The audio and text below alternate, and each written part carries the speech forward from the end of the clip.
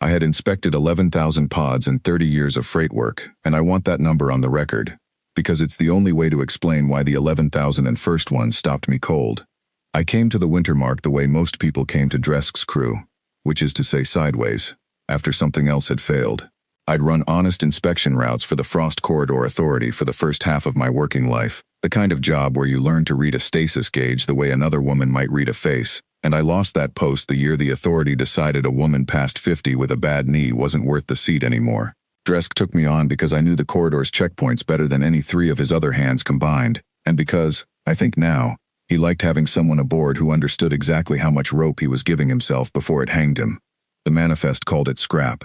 Dead stasis cargo, condemned stock, 3 rows of frost-caked cylinders wedged behind the coolant risers on the lowest deck of the Wintermark, where Dresk kept everything he didn't want an inspector's eyes lingering on. I wasn't an inspector anymore. I was the quartermaster, which on a ship like this meant I was the one who made sure the lie in the manifest matched the lie in the hold, cylinder for cylinder, so that whichever checkpoint stopped us next would find nothing worth the trouble of looking twice. It was not honest work, I want that said too, but it fed me. And it let me keep the one skill I had left that anybody still valued, and for 11,000 pods I told myself that was enough of a reason to keep doing it. I'd done the count 100 times. Eyeball the seal, check the frost line against the gauge, initial the tag, move on. Cold cargo doesn't argue with you. That's the whole appeal of it, to men like Dresk. It doesn't ask questions, doesn't need feeding, doesn't complain when you sell it twice. The seal on the 11,001st pod had cracked along the collar, hairline, the kind of flaw you'd miss unless you'd spent 3 decades learning exactly where a stasis casing fails first. Frost was building wrong around the crack, in a ring, the way it does when something inside is still generating a little of its own heat. Dead cargo doesn't generate heat. I should have logged it as a malfunction and let the malfunction run its course. That's the arithmetic. A cracked seal on unlisted scrap in a hold we weren't supposed to have wasn't a rescue, it was a liability. And liabilities on the Wintermark got vented out the waistlock before they became someone's problem at a checkpoint. I had done that arithmetic before, on other runs, on other pods, and slept fine after. I put my palm flat against the casing instead, just to feel how much heat. There was a hand on the other side of the glass, small enough to be a child's, pressed to the frost from within, fingers spread the way you'd press your hand to a window you didn't know was there. I stood in that cold aisle for a long time, with my palm against a stranger's palm through 2 centimeters of failing resin, and I did not call it in. I cracked the seal myself, slow, bleeding the pressure down over 4 hours so the thaw wouldn't shock whatever was inside. What came out into my arms was a girl, small enough that I could carry her the way you'd carry a bundle of wet cable. Skin the pale blue-gray of river ice with veins running under it like something still deciding whether to be dark or bright. Hair white and fine as spun frost. Vantic. I knew the lineage the way anyone who'd run cargo through the Frost War corridor knew it. Bred 2 generations back by a border consortium for worlds too cold to hold ordinary settlers. Marrow built to shrug off temperatures that would stop a human heart in a minute. Worth nothing to Dresk's usual buyers. Worth everything, I would learn within the day, to somebody else. She didn't cry. She looked at me the way you look at weather you can't yet read, waiting to see which way I'd break. I wrapped her in a scrap of engine tarp and sat with her against the coolant riser until her breathing came even.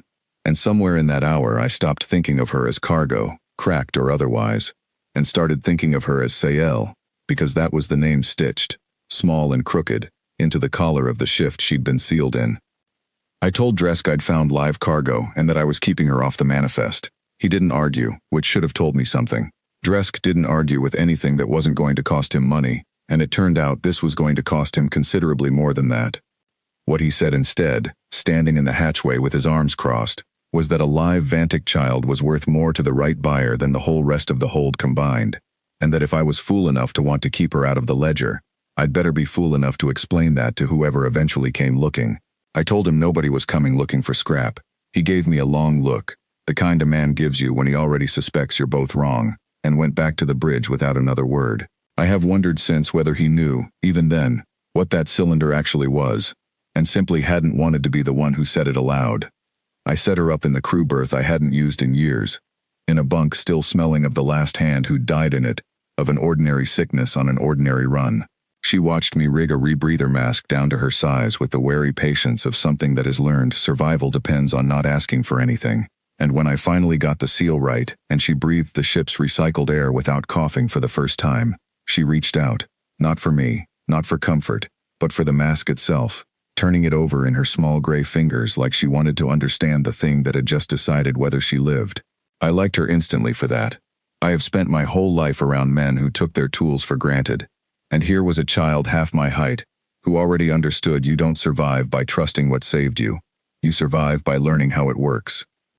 The Imperial cutter caught us 11 hours later, at the edge of the frost corridor, running dark until it wasn't. A biological cargo sweep, the hail said, routine, mandatory, all vessels to heave to for inspection. I have never in my life heard the word routine used to cover something less routine. The officer who came aboard wore the black-piped coat of the war program, not customs gray, and he introduced himself as Commodore Halvard Rhine, with the particular courtesy of a man who has never once needed to raise his voice to get what he wants. He had a data slate with him, and on it, already, was a manifest of every stasis serial number the consortium had ever issued for the Vantic line, cross-referenced against every unaccounted cylinder in 3 sectors. He wasn't hunting scrap. He was hunting marrow, Vantic marrow, specifically, which some laboratory on the warfront had determined could be rendered down into a frost-resistant plating compound for infantry armor, and which was in catastrophic short supply, now that the consortium that bred it had been dissolved by the same war that needed it. Every Vantic cylinder unaccounted for, Rhine said, standing in my hold with his hands clasped behind his back like a man admiring architecture, represents roughly 40 soldiers who will freeze to death on the Kessa front this winter instead of coming home. I don't relish this work, quartermaster, but I do it thoroughly. I had Sael in the crew berth behind a false locker panel with the rebreather mask I'd cut down to fit her, and I stood in that hold and lied to a man with the authority to space my entire crew for obstruction, and I did it without my hands shaking, which I count now as the single most human thing I have ever done. Rain didn't hurry. That was the worst of him. He walked the scrap rows the way a man walks a garden he's proud of, pausing at each cylinder to read its frost line the way I read them myself, and twice he corrected his own aide's reading of a gauge, gently, the way you'd correct a promising student. He told me, unprompted, about the Kessa front, the cold there, the plating shortage, a field hospital he'd visited where men lost fingers to frost through armor that was supposed to stop exactly that. He wasn't performing cruelty. That was what made him dangerous. He believed, entirely, that what he was doing was the more humane arithmetic, and a man who believes that doesn't need to raise his voice to be immovable. I told him our scrap manifest was 3 years stale and every cylinder aboard had been rendered down at a salvage yard on Corin's Drift, and I gave him a stack of forged disposal chits I'd bought years before, for exactly this kind of morning and never once expected to use. He read them slowly. He asked me, without looking up, how long I'd crewed the winter mark, and I told him the truth. 22 years. Because a lie about that would have been easy to catch, and I needed him spending his suspicion on the chits instead. He believed the chits. Almost. Almost. Because a sweep hound went through the crew berth on the way out, and paused, hackles up, at a false locker panel that smelled of a child it had no business smelling. Rhine didn't order it opened.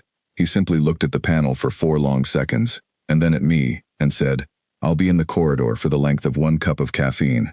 After that I searched the ship properly, with a warrant that costs you your license and possibly your crew's necks. 40 soldiers. Quartermaster. That's not a threat. That's an arithmetic I have to answer to. He left me the length of 1 cup of caffeine to hand over a child, or lose everything I had. I want to be honest about what I felt in that corridor, alone, with Dresk already muttering about cutting our losses, and handing the girl over before Rhine's patience ran out entirely. I felt the arithmetic too. I understood it. 40 soldiers is not a small number, and I am not a woman who has ever believed her own feelings outweigh 40 men freezing on a front line I'd never see. But arithmetic was never going to be the thing that decided this, because Sael was not a number to me by then. She was a hand pressed to glass. She was a name stitched crooked into a collar by somebody who had loved her enough to sew it there before whatever happened to that somebody happened. I was not going to be the second person in her short life to do the cold sum and come out short a child. So I did the only dishonest, human, ungovernable thing available to me. I went back to the crew berth, pulled Sael out from behind the panel, and told her, in the flat words a child that age can hold on to, that we were about to make some very unpleasant noise, and that no matter what she heard, she was to stay inside the escape pod at the aft lock until it opened on its own. Then I went to the reactor deck and broke my own ship. The Wintermark ran on a coolant core 2 decades past its rated service life, the kind of core every quartermaster on a smuggler vessel learns to baby because a full venting event floods the lower decks with a toxin-thick coolant fog thick enough to blind a sweep hound's nose, and strip a boarding party's patience faster than any lie ever could. I overrode 3 safety interlocks I had personally installed to prevent exactly this, and I opened the primary valve by hand in the access chamber, where the venting had to be metered manually or the whole core would cascade and take the ship with it. The fog came up fast and cold, and it did exactly what I needed it to do. Reen's boarding party pulled back toward their cutter coughing and blind, calling a core failure abort, which under Imperial protocol meant every non-essential soul off my hull within 4 minutes, or answer for their own deaths to their own commodore instead of mine. I heard Reen, through the comm static, order the withdrawal himself, furious, certain, correctly, that I'd done this on purpose and unable, in 4 minutes, to prove it enough to justify staying aboard a hull about to cascade. What I hadn't told anyone, because there wasn't time and it wouldn't have changed what I did next, was that metering that valve by hand meant standing in the chamber while I did it, in air already thick enough with vented coolant toxin to close a throat inside 20 minutes. The automatic reroute would have sealed and vented safely from outside. I didn't have 20 minutes to route it automatically. I had 4, and the only way to buy Sail's pod its launch window inside 4 minutes was to stand in that chamber and turn the valve myself, by hand, watching the pressure gauge instead of the clock. I got Sail's pod away at the second minute. I watched it clear the launch tube on the chamber's cracked exterior port, small, ugly, an old lifeboat shell I'd bribed a dockhand for years back and never used, arcing off toward the relief beacon I'd already burned a favor to seat on this corridor, months before I ever knew I'd need it, on the general theory that a smuggler should always have one door nobody else knows about. I'd told her to stay inside until it opened on its own. I believe, to this day, that she did. The fog in the chamber by then had gone thick enough that the gauge lights were only smears, and I remember thinking, with a clarity that surprised me, that this was a strange place to have finally run out of arithmetic to do. Not a battlefield, not even a proper rescue by the time anyone would tell it, just an old woman standing at a valve in her own failing ship, doing the one job she still knew how to do properly, for a girl who by then was already too far away to know whether it worked. I found that I didn't mind. There is a kind of peace in a job finished correctly, even a job nobody will ever thank you for, and I had spent 30 years learning to take that peace wherever I could find it. I finished metering the valve because a half-finished job would have taken the whole ship down with the fog still spreading, and by the time I turned to leave the chamber my own throat had already gone tight and strange, the cold seizing somewhere under my ribs the way it does, they tell me, in the last stage before the toxin stops mattering to you at all. I did not make it back through the inner hatch under my own power. Dresk's second mate found me collapsed against it, and dragged me clear, and whatever debt that man owed me from 22 years of looking the other way, he paid in full that morning without once being asked. I lived. I want that said plainly, because this isn't a story about dying for a child, however close it came. It's a story about what a person is willing to spend before they know whether they'll get the bill back. My throat never entirely forgave the coolant. I speak now the way a woman speaks after a long illness, a little rough, a little slow, and I have made a kind of peace with that, the way you make peace with a scar that was worth the wound. Reen never came back for the winter mark. Whether he believed the core failure was accident or sabotage, I never learned, and I have chosen, deliberately, not to want to know. A cutter commodore chasing 40 soldiers' worth of marrow doesn't waste a second sweep on a hull that's already cost him a manifest and an aborted boarding. He had other scrapyards to search. I imagine he found some of it. I never saw Sail again after that beacon carried her off, and I have made my own kind of peace with that too, though it took longer than the scar did. The relief contact on that corridor was a quiet aid network I'd trusted with worse cargo than a child before, and I have to believe, I choose to believe, the way you choose most of the things that let you keep living afterward, that a small girl with frost-pale hair and a stitched, crooked name arrived somewhere warm enough that nobody ever again did the cold arithmetic on her and came out ahead.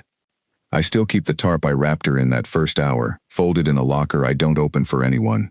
Its engine canvas, scorched at one corner, nothing anyone would call a keepsake, but I remember the weight of her against it, and the way her hand had pressed flat to that frosted glass, waiting to see which way I'd break. I have told this story exactly once before tonight, to a woman on a dock who asked why my voice sounds the way it does. I told her the short version, a core failure, a bad run, the kind of thing that happens on old ships. That was true, as far as it went. The whole truth is that I had a choice between 40 soldiers I would never meet and one small hand I already had, and I chose the hand, and I would choose it again tonight, tomorrow, on every cold morning left to me, arithmetic be damned.